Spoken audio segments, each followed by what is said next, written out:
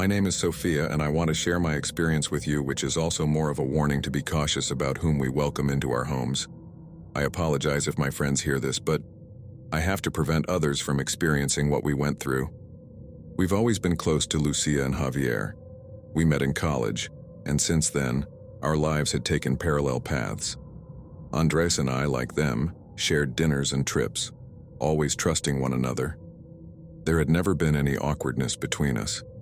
That's why when we invited them to dinner at our house that night, I didn't expect anything other than a pleasant and relaxed evening.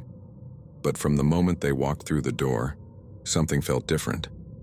Max, our dog, had always been friendly, even with strangers. He was a big German shepherd but had a gentle temperament, always excited when we had visitors.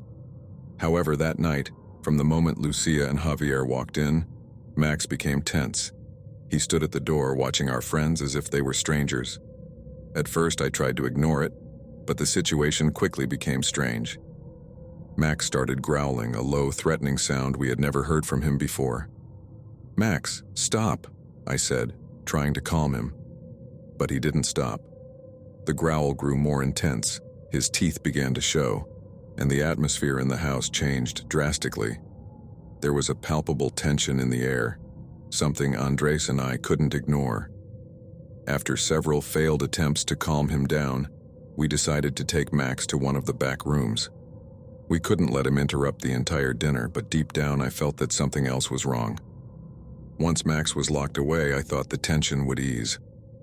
However, the atmosphere remained heavy, like when someone argues in front of you, followed by an uncomfortable silence. The tension was similar.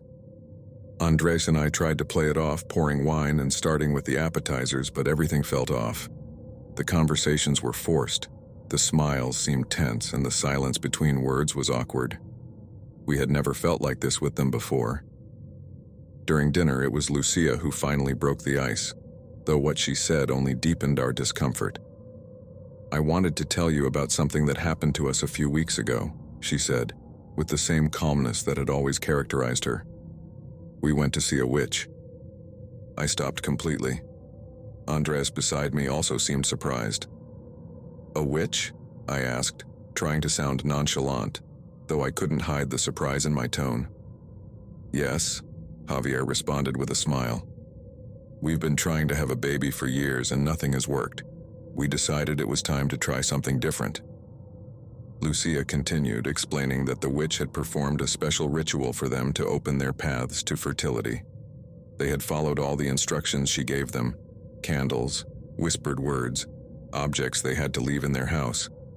According to her, since then, they had felt a completely new energy around them. "The house feels different now," Lucia said with a smile that I found almost unsettling. "There's a kind of presence, but it's good, watching over us." Andres and I exchanged a quick glance. We knew this wasn't going to be an ordinary conversation. The lights in the dining room flickered for a moment, and though I tried to chalk it up to a mere coincidence, I couldn't shake the feeling that the heaviness in the room grew more intense with each word they spoke. Javier continued, still smiling, but there was something in his eyes that I didn't recognize. "Since we came back from the witch's house, it's like something else is with us. We hear whispers sometimes, but they're comforting. We know everything is going to be all right now." There was something disturbing in the way they said it. The calmness in their tone didn't match the oppressive feeling filling the room. Andres took my hand under the table, and I could feel his unease reflected in the tension of his grip. I too felt the air growing thicker, as if everything in the house had become denser since Lucia and Javier began talking about the witch. Then Lucia, almost as if it were the most natural thing in the world, made us an offer. "You should go see her.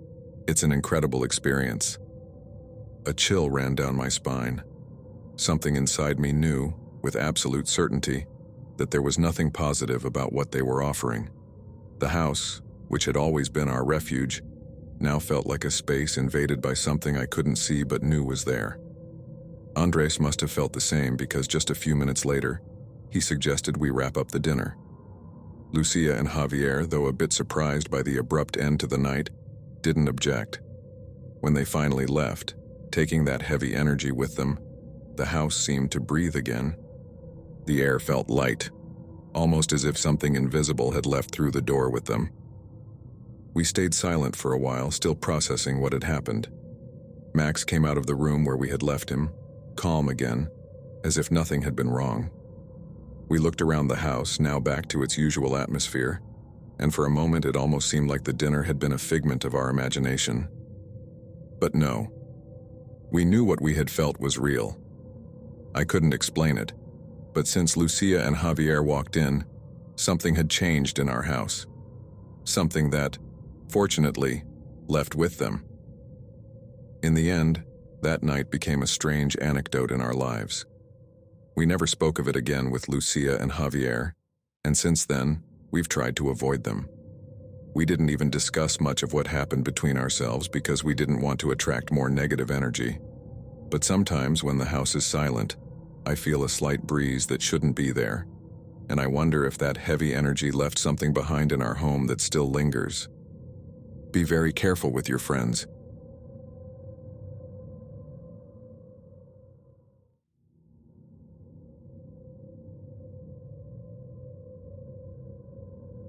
I never thought much about the paranormal.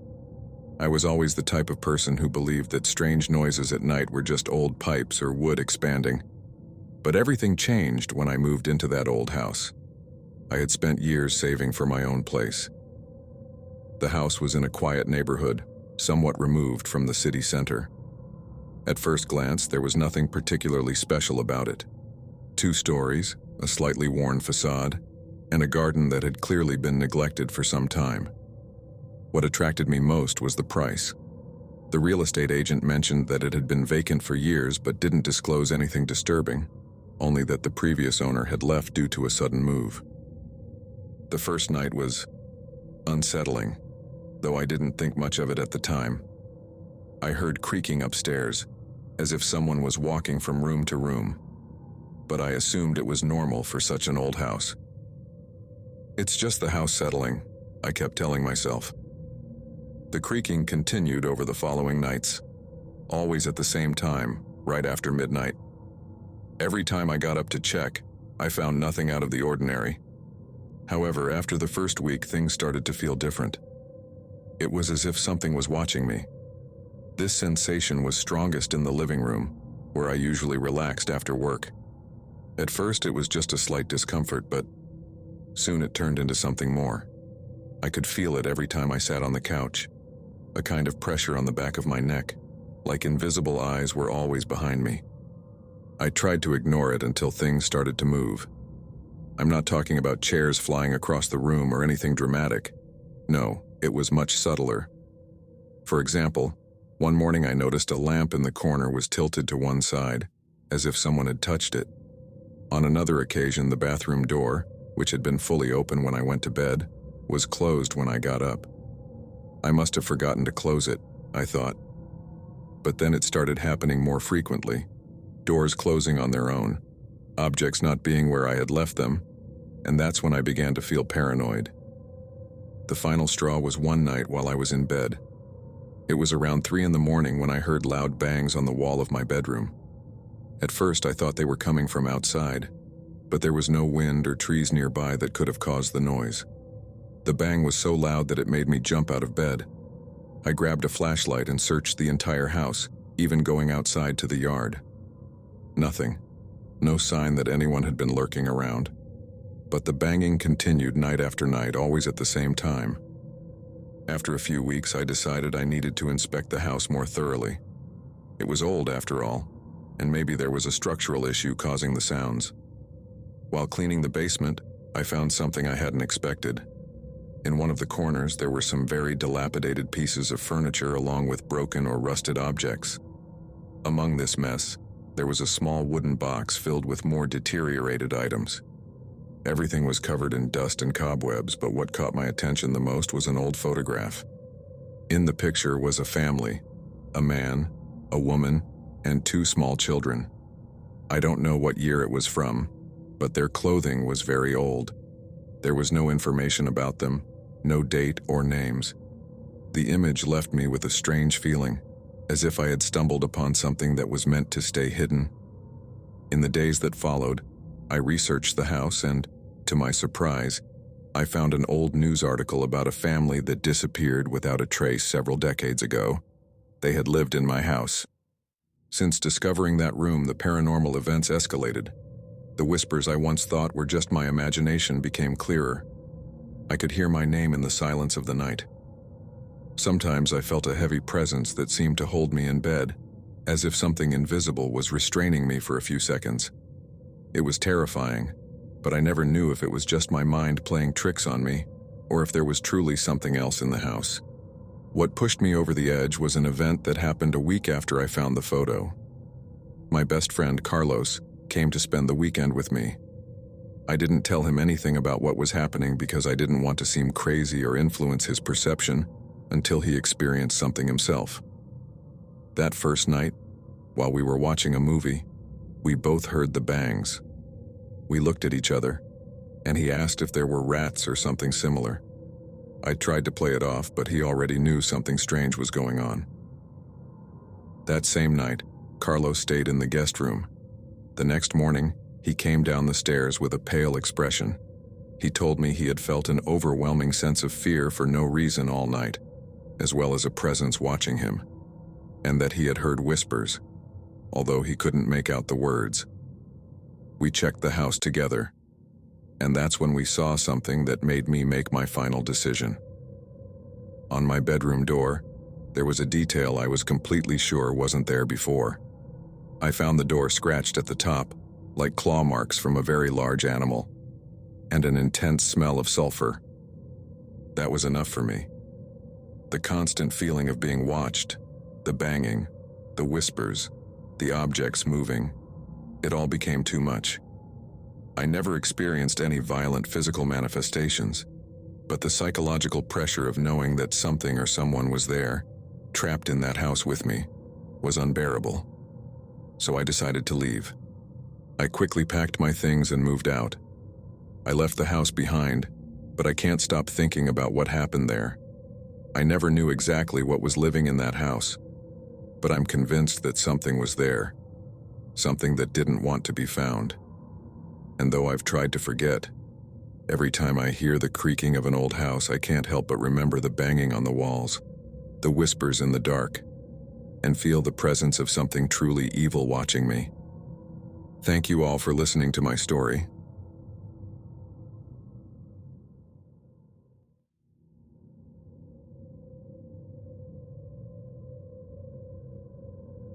My name is Carlos.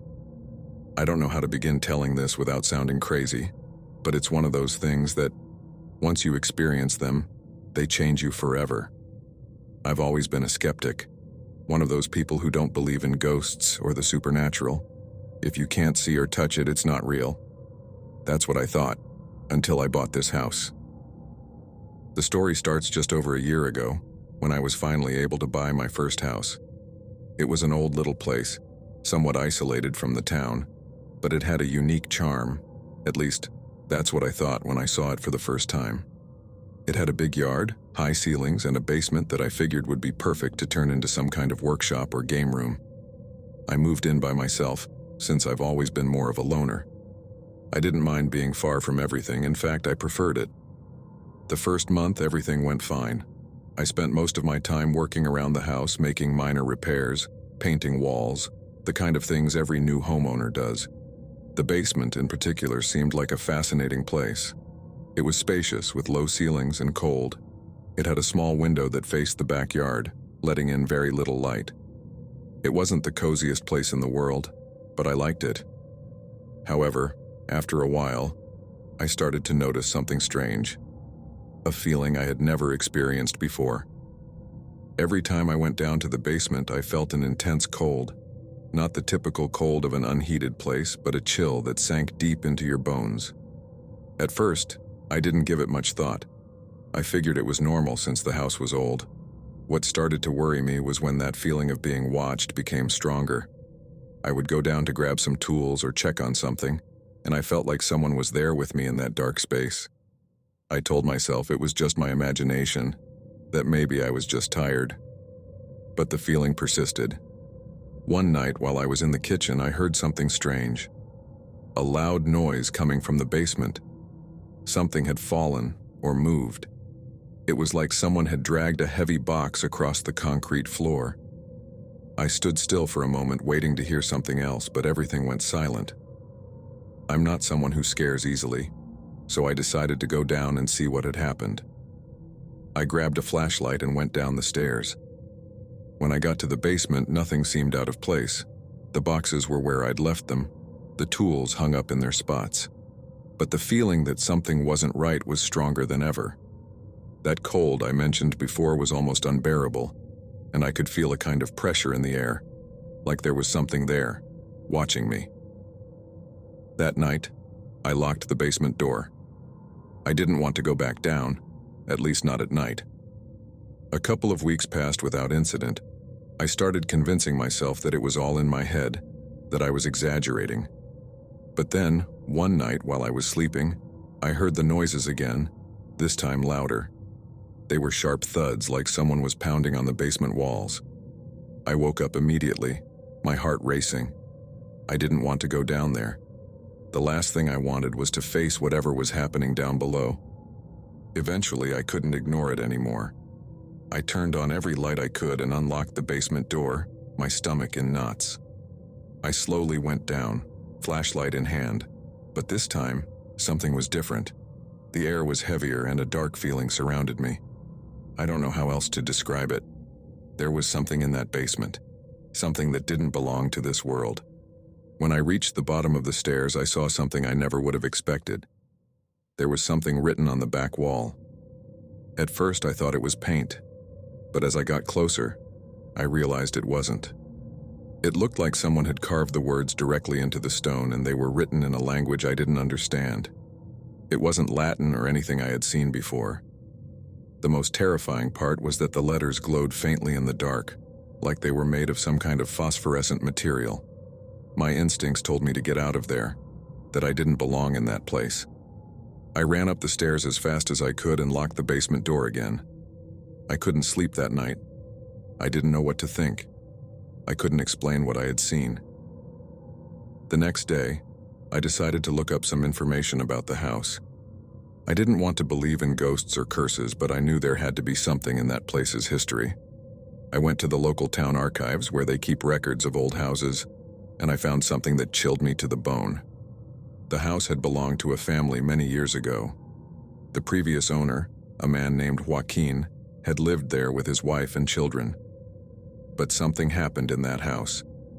The official story said that Joaquin lost his mind and disappeared.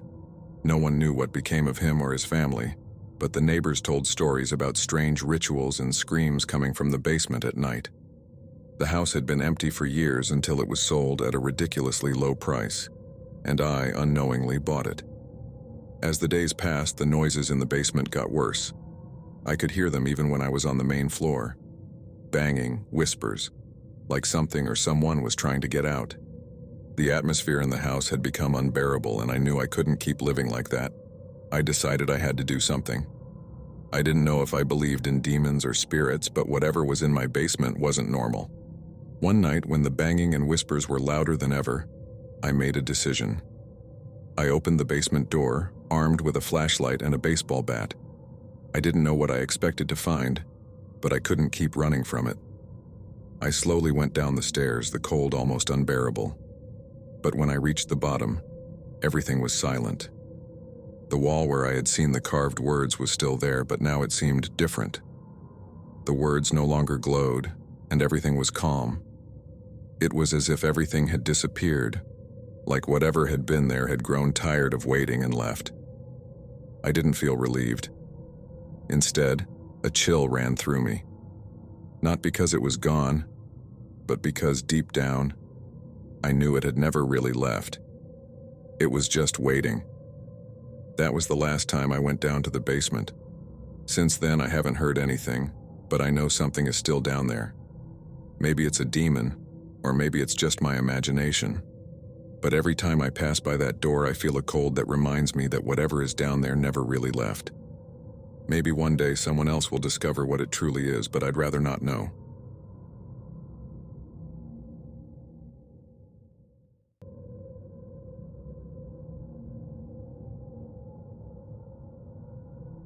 I've always considered myself a practical person.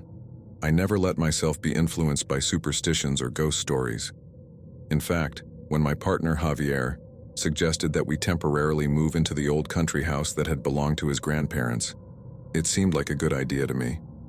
It was a quiet place far from the noise of the city, and it would help us save some money while we sorted out a few pending matters. Javier had spent many childhood vacations at that house, and although it was a bit worn down by the years, it was still cozy. I remember perfectly the first day we arrived. The house stood tall and imposing, surrounded by open fields and old trees that creaked in the wind. I wasn't too concerned about its somewhat shabby appearance. The idea of being in the countryside with no neighbors and no noise seemed relaxing to me. However, from the moment I stepped inside, something felt off. It wasn't that the house was terrifying, but there was a strange stillness in the air, as if time inside its walls moved at a different pace. During the first few weeks, I tried to adapt.